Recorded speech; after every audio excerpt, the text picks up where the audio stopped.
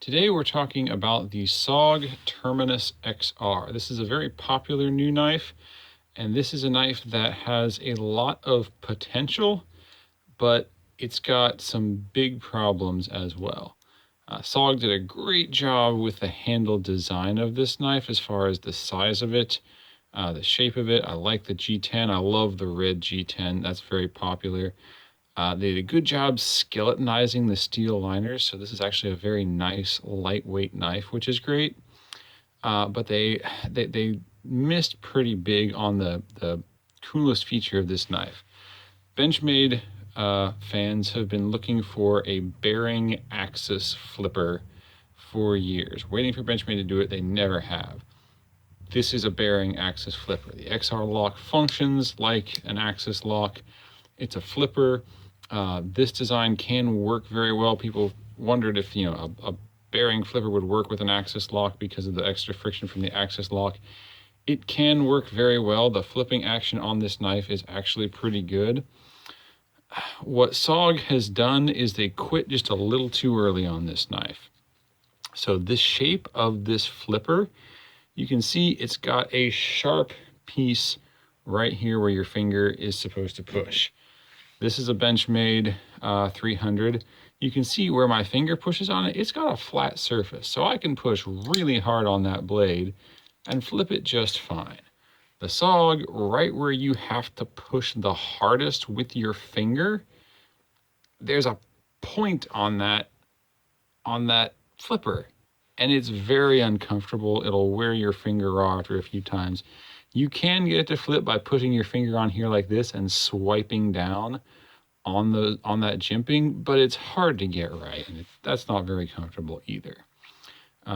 So nice shape, the handle does fit my hand very nicely.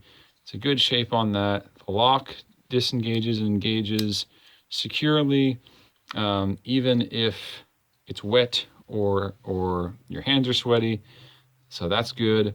But let's go ahead and get into what they did right and what they did wrong here.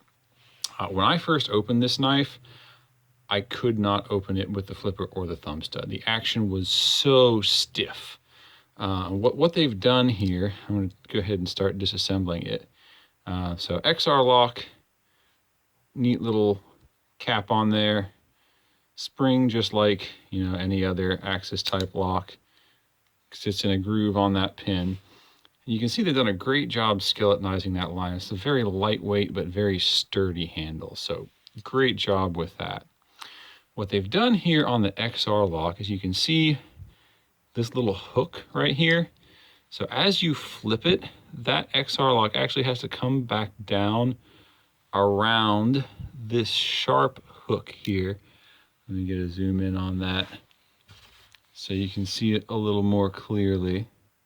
So you can see that hook where it hooks around that bar to keep it detent closed is actually really sharp, and that makes you have to push very hard on that flipper to get it open. Part of that is by design, so that when you are pushing on it, you build up enough tension to flick the blade all the way open, and it works. But they've overcooked it just a little too much. It has loosened up a lot in the couple days since I've had it. I've sat around playing with it for probably a couple hours, just getting it to loosen up. But it hasn't loosened up to the point where it's actually comfortable to use. If this flipper were just, if it were shaped like that, I think it would be comfortable to use. But that requires a modification to the knife that most people aren't going to be willing to do. The other thing you could do is grind down that tip a little bit and see if it lessened the detent. And that might be useful too, because with this thumb stud, like the detent is so strong that even when you try to open it with a thumb stud, you have to push so hard on that thumb stud that it hurts. It's not comfortable to open. A little less detent would probably be great. I may keep this knife as a project knife and see if I can make it work well, but I'm not confident that I can. So bearings, caged bearings, which is great. Decent blade shape. It's a 3-inch blade, so it's a little on the smaller side. For me, in my big hands, I would like to see this knife in a 3.5 to 4 inch version. This is just a little smaller than I typically like to carry. I like about a 4-inch blade. This is not that knife. It's just it's kind of a nice lightweight, you know, EDC carry for people who like a smaller knife. The other problem I have with this is this G10 here on the edge where your hand sits on it. They've left this sharp. I don't mean just like not rounded. I mean, it's actually uncomfortably sharp to hold that handle because they just didn't sand it off. Now it's G10, you can sand it yourself, but you know, they could have done that themselves. So the reason I mentioned big hands versus small hands on this is it's not great for people who have big hands, because when you're going to flip it, your thumb sits right on that XR lock and keeps you from operating the flipper. You have to be really conscious about where your thumb is when you flip it to keep it from not opening. I can do the axis pull, you know, and flick it like this and get it to open pretty easily.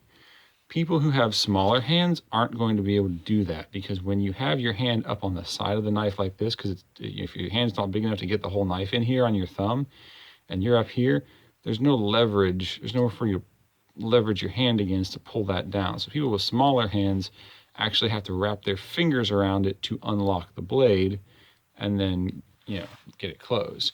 That also means that people with smaller hands aren't going to be able to do the pull the axis lock down and flip it trick like you can with other axis locks, because you're going to have to actually wrap your fingers around the blade. So that doesn't work.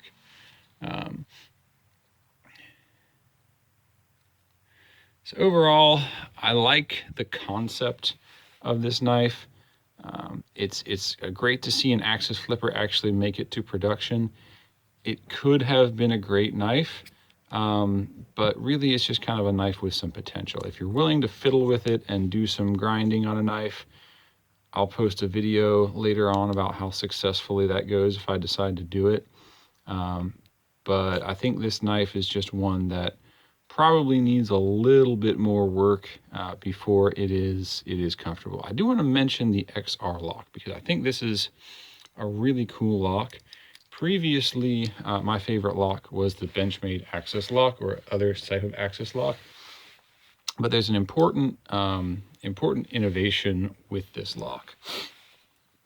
So because they've made the caps on it a second piece so that they fit on like this, what that does is it doesn't make them have to put a great big hole in here. So with an axis lock, it's all one piece. So this hole in the knife handle has to be large enough to fit that entire axis lock head through that hole, so that you can assemble and disassemble the knife. The XR lock, you can have just this tiny little hole, okay, to get the XR lock through, which means, you know, with this knife, this is about as narrow as you can make that knife. With the XR lock, you can narrow the throat of this blade down to really small, and you can make like a stiletto kind of knife, or, you know, give yourself a lot of freedom with where you can put these pivot points and everything, and what you do with the knife. So you could make a stiletto with an axis lock, which would be a really cool thing for SOG to do. I don't know if they will, but you know, the XR lock allows you to do that. Size of the tang on this knife, it's not as robust as I would like to see it. The backside's a little thin there, but for a knife this size, that's probably okay. So that is what I think of the SOG Terminus.